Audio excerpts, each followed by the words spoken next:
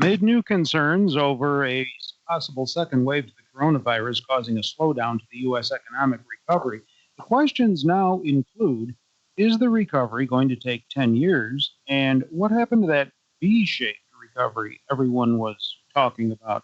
Hopefully, with those answers, here is our chief equity strategist and economist, John Blank. John, your thoughts. What are the facts? Well, the facts right now out in California, at least, are more and more people are going what's called the Nike swoosh, or the swoosh of the Nike label idea.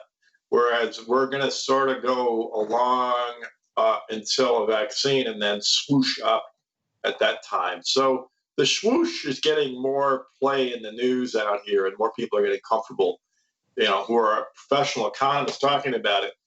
And the V-shaped stock market is now moving in the sideways direction. So the V is behind us, which suggests that that we're still moving through a V-shaped part of the swoosh, but we're probably going to start to see ourselves go sideways in that too. John, I'm sure you read the same thing I read recently, where the Congressional Budget Office has indicated that the sharp contraction in 2020, the economy is going to cause a long and slow recovery in which the U.S. economy does not catch up to the previously reached Q4 2019 level until Q4 of 2029. Is that a bit overdone?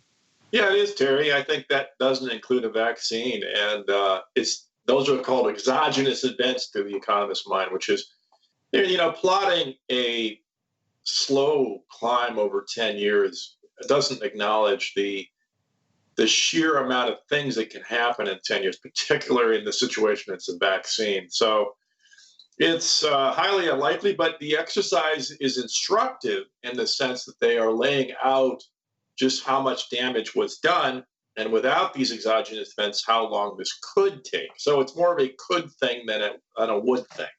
And is that what caused the CBO's lack of optimism there?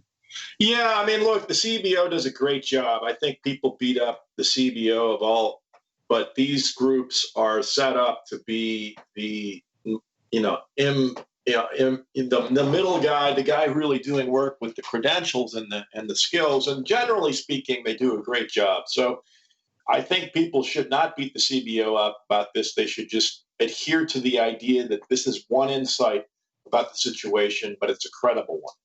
And all that said, are we still qualifying for a V-shaped recovery? No, Terry, I think we're in the V swoosh story, which is, it's going to take longer to come up the backside of the V for the economy, and we need to get ourselves in a situation where we have a government in the United States that is really effective in understanding that issue.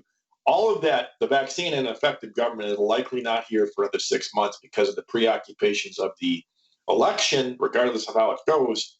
And this is the situation in the United States. And frankly, Terry, you and I are not traveling outside the country because our COVID infection rate is just too high and the other countries aren't going to let us. Yeah, it had appeared stock market traders were indicating that the V shape was already in the bag, as they say. So you're not seeing that? Not anymore. I think the stock market moves quick, and it also was oversold by a lot of technical machine trading and panic. And so the V shape kind of brought it back. But in truth, outside the NASDAQ, which is up 28% year on year, the S&P is only up 7%. And if you take the big stocks out of the S&P, there's plenty of evidence that this market hasn't gone anywhere for a good year. So what do global economic forecasts going forward actually need to be based on?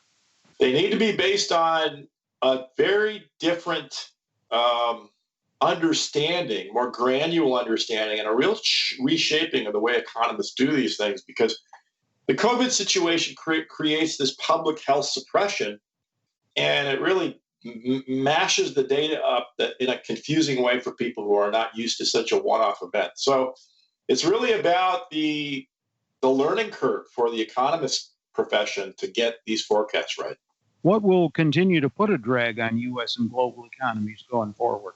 Terry, it's the infection rate in the United States, because people need to understand that whether you look at Australia, Japan, Europe, Mexico, Canada, any major part of the world that we interact with is not letting business or tourist travel into the country from the United States because our infection rate is so high. The idea they do not want is, if we're doing the work to get this down, we don't want you to show up and screw it up carrying the virus. So the bottom line is, you and I, in the trade situation and the ability for the U.S. economy to support the global economy, is being diminished by our infection rate in the United States.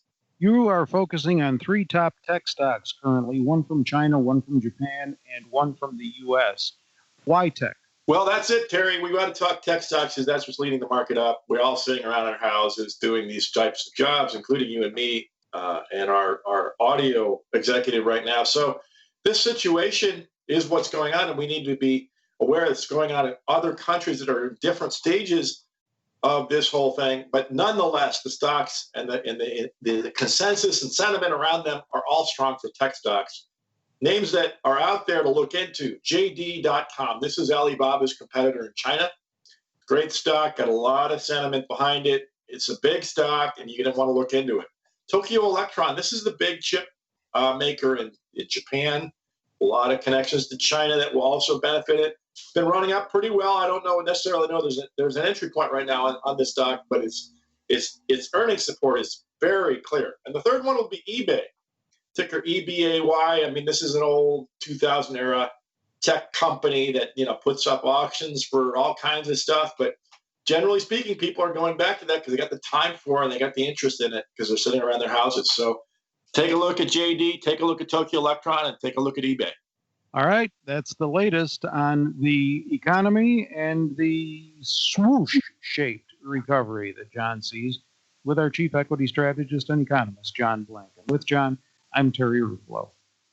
This material is being provided for informational purposes only, and nothing herein constitutes investment, legal, accounting, or tax advice, or a recommendation to buy, sell, or hold a security. Do not act or rely upon the information and advice given in this podcast without seeking the services of competent and professional legal, tax, or accounting counsel. Publication and distribution of this podcast is not intended to create, and the information contained herein does not constitute, an attorney-client relationship. No recommendation or advice is being given as to whether any investment or strategy is suitable for a particular investor. It should not be assumed that any investments in securities, companies, sectors, or markets identified and described were or will be profitable. All information is current as of the date herein and is subject to change without notice. Any views or opinions expressed may not reflect those of Zacks Investment Research as a whole.